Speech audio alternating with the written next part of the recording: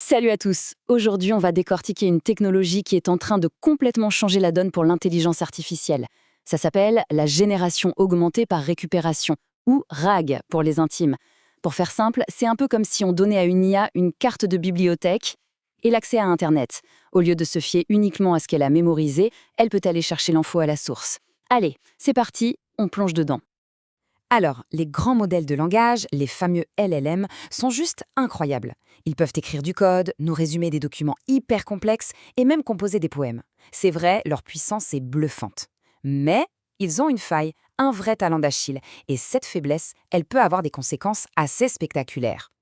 Et voilà un exemple qui fait mal. Une seule petite erreur, ce qu'on appelle dans le jargon une hallucination, a provoqué un séisme financier. On parle de 100 milliards de dollars de pertes en valeur boursière.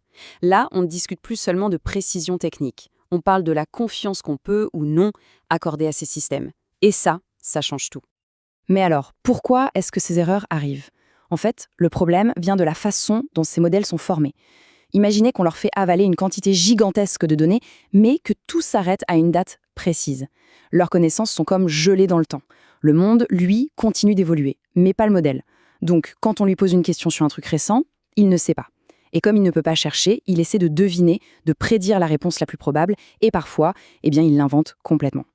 Et c'est précisément là que la génération augmentée par récupération entre en jeu. Le RAG, c'est la solution élégante à ce problème d'hallucination et de connaissances périmées. Pensez-y comme un vérificateur de faits, un fact-checker qui serait directement intégré au cerveau de l'IA et qui s'activerait à chaque question. En fait, tout est dans le nom, c'est assez bien fait. D'abord, il y a la récupération. Le système va chercher, il va récupérer des infos pertinentes dans une base de données externe, qui, elle, est à jour. Ensuite, la question, le prompt, est augmenté, c'est-à-dire qu'on ajoute ces infos fraîches à la question d'origine. Et enfin, vient la génération. Le modèle de langage crée sa réponse, mais cette fois, il n'est plus en roue libre. Il est ancré, il est guidé par les faits qu'on vient de lui fournir. Bon, d'accord, le concept est clair, c'est logique. Mais concrètement, comment est-ce que cette mécanique se met en place? On va regarder ensemble le processus, étape par étape, pour voir comment tout ça s'articule. Le processus, au fond, est d'une simplicité assez géniale. Tout commence par l'indexation. En gros, on prépare tous nos documents, nos sources, et on les range dans une sorte de bibliothèque numérique super optimisée. Puis, quand une question arrive, c'est l'étape de récupération. Le système trouve les extraits les plus pertinents. Ces petits morceaux d'infos viennent alors augmenter la question initiale. Et c'est seulement à ce moment-là que le LLM entre en scène pour générer une réponse bien fondée sur les documents qu'on vient de lui servir sur un plateau. Attention, il y a une confusion fréquente. On entend souvent parler de fine-tuning ou réglage fin pour améliorer un LLM. Mais le RAG, c'est très différent. Le fine-tuning, c'est comme renvoyer le modèle à l'école pour modifier ses connaissances en profondeur. C'est long, c'est cher. Le RAG, lui, est beaucoup plus agile. Il ne change pas le modèle, il lui donne juste les bons documents à lire au bon moment. C'est bien plus malin et surtout beaucoup plus rentable, en particulier quand l'info change tout le temps. Mais attention, il ne faut pas croire que le RAG est une technologie figée. Le petit processus de base qu'on vient de voir, ce n'est que le point de départ. En réalité, le domaine évolue à une vitesse folle, et on voit apparaître des architectures de plus en plus intelligentes et sophistiquées. Et cette évolution, elle prend des formes fascinantes. Au-delà du RAG de base, on a maintenant le RAG correctif.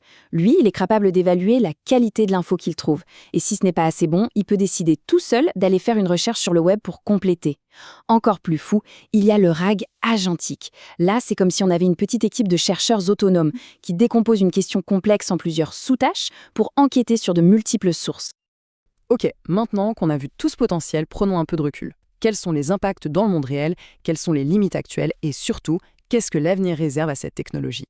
L'un des plus grands apports du RAG, c'est la confiance. C'est le mot-clé. Dans des applications comme un chatbot de service client ou un moteur de recherche pour les documents d'une entreprise, le système peut non seulement donner la bonne réponse, mais il peut aussi dire « et voilà le document d'où je tire cette information ». Cette capacité à citer ses sources, c'est absolument fondamental. Ça permet une vérification humaine et ça accélère l'adoption de ces outils. Mais bien sûr, rien n'est parfait. L'un des grands défis du RAG, c'est ce qu'on pourrait appeler l'effet de l'information fragmentée. Le système récupère des paragraphes, des extraits, mais pas des documents entiers. Du coup, en ne voyant que des petits morceaux, le modèle peut complètement passer à côté du contexte général, d'une pointe d'ironie ou d'une nuance importante. C'est un peu comme essayer de comprendre l'intrigue d'un film en ne regardant que des extraits de 10 secondes pris au hasard. Et tout ça, ça nous amène au grand débat qui agite la communauté IA en ce moment. On voit apparaître des modèles capables de lire des millions de mots en une seule fois. On les appelle les LLM à long contexte. Alors forcément, la question se pose, si on peut donner directement tout le livre à l'IA, est-ce qu'on a encore besoin du RAG pour aller lui chercher des passages ? Et en fait, tout se résume à un compromis. C'est un choix stratégique. D'un côté, les modèles à long contexte, la Rolls-Royce, ils sont souvent un peu plus performants, c'est vrai, mais leur coût en calcul et donc en argent est absolument astronomique. De l'autre côté, le RAG offre un équilibre quasi parfait, des performances très solides pour une fraction du coût. Et c'est cette efficacité qui lui garantit une place centrale dans l'arsenal de l'IA, aujourd'hui et pour longtemps. La vraie question n'est donc peut-être pas lequel choisir, mais plutôt comment combiner intelligemment les deux pour créer des systèmes encore plus puissants.